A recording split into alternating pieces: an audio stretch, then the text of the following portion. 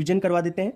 मोल को small N से denote किया है। मोल बराबर होता है मास बटा मोलर मास, ठीक है। अगर नंबर ऑफ पार्टिकल दिए हुए हो तब आप फॉर्मूला लगाओगे मोल बराबर नंबर ऑफ पार्टिकल्स बटा एनए। एनए क्या है? अवोगाद्रो नंबर, जिसकी वैल्यू होती है 6.022 इंटू 10⁻23, ठीक है।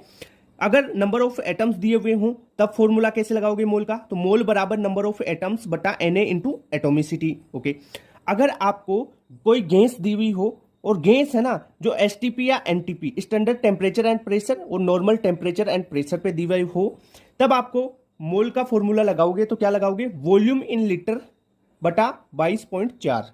ये मेरी बात सुन लो, ये फॉर्मूला आपको लगाना है कब?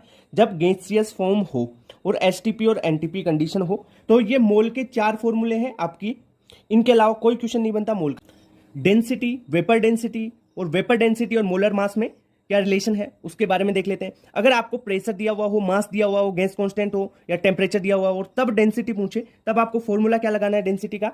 डेंसिटी बराबर प्रेशर इंटू मास बटा R gas constant into temperature, ठीक है। टेम्परेचर केल्विन में रखना है आपको, ओके।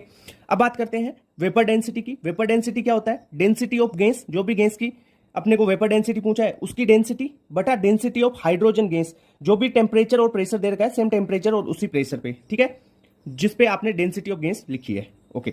अब एक रिलेशन आता है वेपर डेंसिटी और मोलर मास में।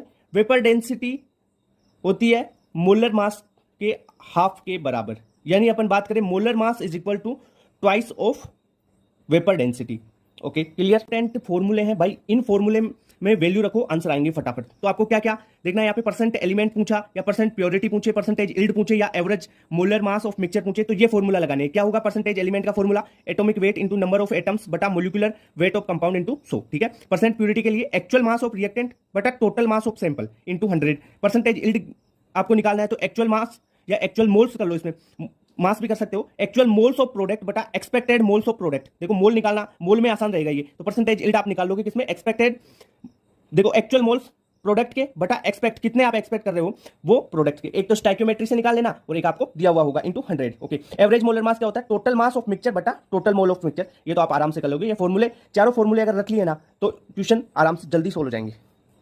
Percentage by mass, percentage by volume और percentage mass by volume, PPM और पीपीबी, इनके क्या फॉर्मूला है आपको ध्यान रखना है। देखो ऊपर तो सोल्यूट रखना है और नीचे सॉल्यूशन रखना है। अगर आपको पूछे परसेंटेज मास यानी परसेंटेज डब्ल्यू बाई डब्ल्यू पूछे ना, तो वेट ऑफ सोल्यूट बटा वेट ऑफ सॉल्यूशन इंटू 100।